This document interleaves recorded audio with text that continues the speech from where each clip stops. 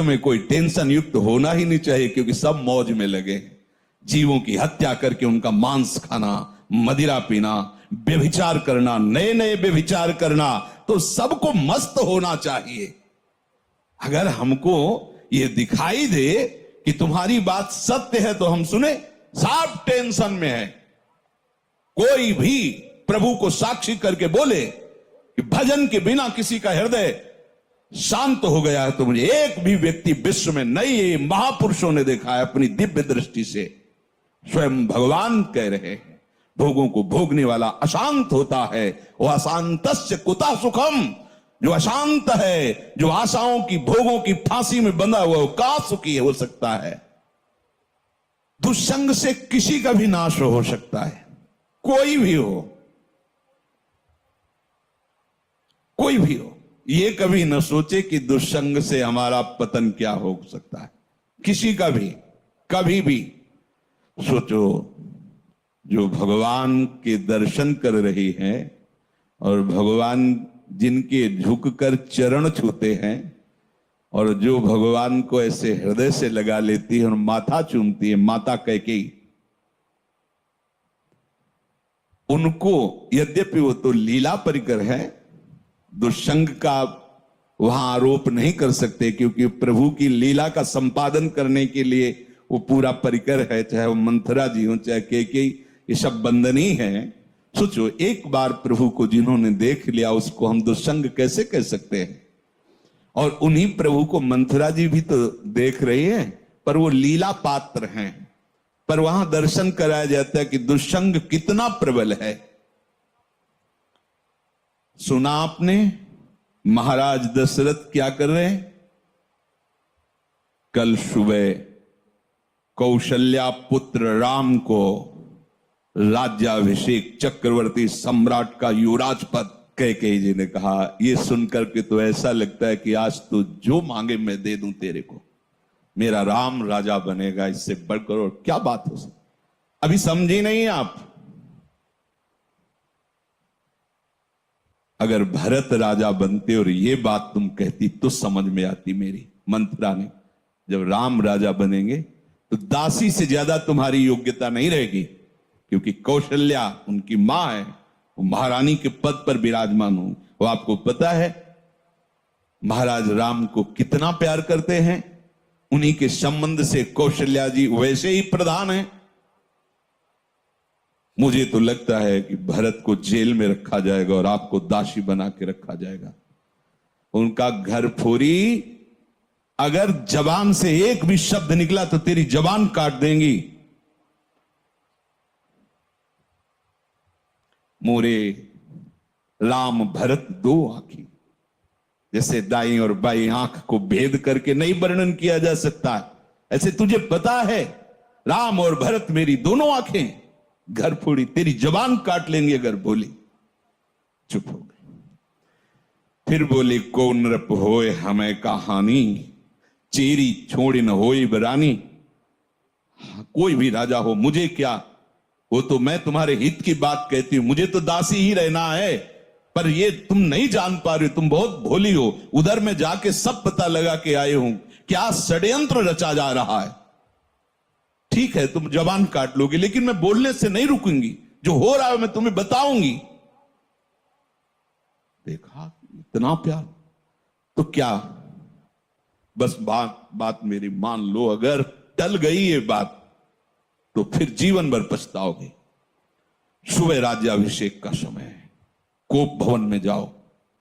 महाराज ने वरदान देने की बात आपको कही थी, आप वरदान मांग लेना। मान लो मेरी बात। चढ़ने लगी बात और उठकर चली गई कोप भवन में। जब महाराज को पता चला, महाराज आए, तुम्हें कोप भवन में आने की क्या आवश्यकता थी? तुम तो केवल सूचना दे देती, क्या मांग है तुम्हारी?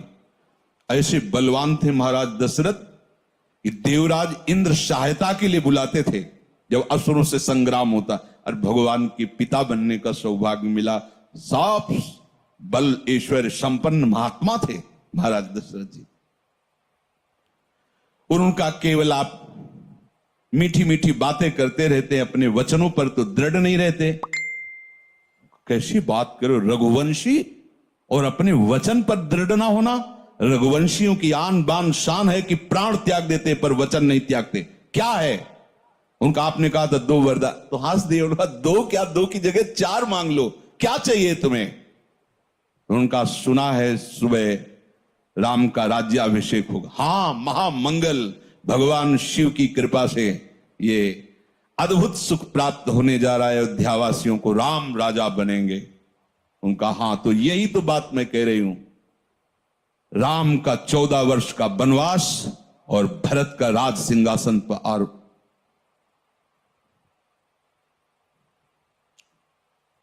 महाराज सोच भी नहीं सकते थे, ऐसी अवाक रह गए, ये क्या? बस यही तो हम कह रहे हैं ना, मीठी मीठी केवल बातें करते हो। दशरथ जी ने कैकेयी जी के चरणों में हाथ रखा, वर्णन आया है, और कहा मेरे प्राण मांग लो तो देने में मैं हिचकूंगा नहीं, लेकिन राम को वनवास ऐसा मत करो। सुबह होते ही मैं भरत को बुला करके राजगद्दी दूंगा, आप कहोगी तो मैं राम और कौशल्या के साथ एकदम एकांत हो जाऊंगा, पर मेरे राम को वनवास। बस हम यही तो कह रहे थे कि मीठी मीठी केवल बातें। आप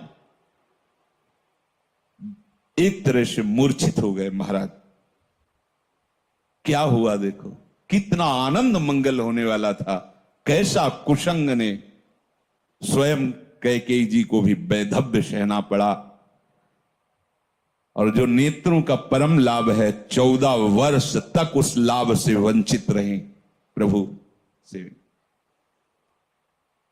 दुष्संग हरि गुरु से ऐसे क्षण में अलग कर सकता है। बहुत जैसे सत्संग में सामर्थ्य है कि लौ मात्र का सत्संग स्वर्ग और भोग मोक्ष आदि का त्यागी बना सकता है, तो ऐसे कुसंग भी कम नहीं है। अगर वो सही कुसंग मिल जाए तो परम पद से भी भ्रष्ट करने का वो मार्ग रच सकता है। इसलिए कह रहे कि दुस्संगः सर्वथैव त्याज्यः।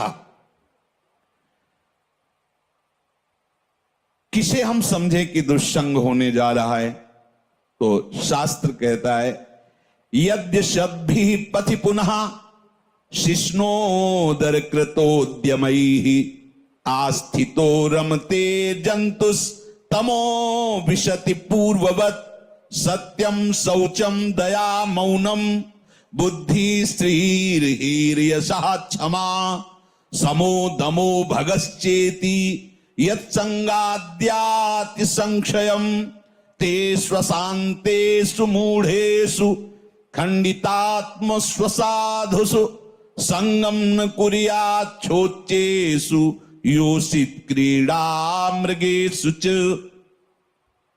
जो केवल रसेंद्री के स्वाद में और जनेंद्री के भोग में है, उसका कभी भी संग नहीं करना चाहिए। शिष्णोदर कृत्योद्यमई, जिसका सारा का सारा उद्यम केवल 2 इंद्रियों के पोषण में है, अच्छा अच्छा खाने को मिले और भोगने को मिले, सबसे बड़ा कुसंग। ये भगवद वाणी। यद सदभी पथि पुनः, सतमार्ग में चल दिया है पर पुनः वो भ्रष्ट हो जाएगा। यद्य सदभी पथि पुनः शिष्णोदर कृतोद्यमई, जो केवल अच्छा अच्छा खाने को मिले और भोग भोगने को मिले जनेंद्री से, इतना ही उद्यम है। प्राय देख लो, इतना ही उद्यम है। खूब कमाओ और खाओ और भोगो, बस इतना ही जीवन है लोगों की। बच्चापन से लेकर और मृत्यु तक केवल इतनी ही चेष्टा है, खूब भोग संग्रह करो और उनको भोगो और मर के दुर्गति प्राप्त करो। शिष्णोदर कृतोद्यमई, जिनका उद्यम, जिनका प्रयास केवल 2 इंद्रियों के पोषण में है, ये खाया जाए, ये खाया जाए, ये पिया जाए, ऐसे भोग किया जाए, ये घोर कुसंग है भगवत प्राप्ति के मार्ग में। जो भगवत मार्ग में आगे बढ़ना चाहता है, संगम त्यजेत मिथुन व्रतिनाम मुमुक्षुः सर्वात्मनान विसृजेत बहिरिंद्रियाणि एकश्चरण रहश्चित्तमनंत से युंजीत तद वृत्ति सुसाधुश्चेत प्रसंग। महाराज शौभरी जी अपना अनुभव करके कहते हैं कि यदि भगवत प्राप्ति करनी है तो ऐ मुमुक्षु, कभी मैथुन धर्म से युक्त प्राणियों का संग न करना, क्योंकि मछली के मैथुन को देख करके इनका मार्ग रुक गया और अपने मार्ग से भ्रष्ट हो गए। 50 ब्याह मानधाता की राजकुमारियों से किया। तब संगम त्यजेत मिथुन व्रतिनाम मुमुक्षु, जिसका ये व्रत बन गया है कि मैं जीवन मुक्त होकर भगवान के चरणों की आराधना करूंगा, उसको कभी मैथुन धर्म से युक्त प्राणियों का संग नहीं करना चाहिए। स्पष्ट आदेश है, संगम त्यजेत मिथुन व्रतिनाम मुमुक्षु सर्वात्मनान विसजेत बहिरिंद्रियाणी। अपनी इंद्रियों को बहिर्मुख मत होने दो, अंदर ही अंदर भगवत चिंतन परायण रहो। शिष्णोदर कृत्योद्यम ही जो हैं उनसे दूर रहो, जिनका उद्यम केवल रसेंद्रिय और जनेन्द्रिय के पुष्ट करने में है, ऐसे कुसंग का त्याग करो।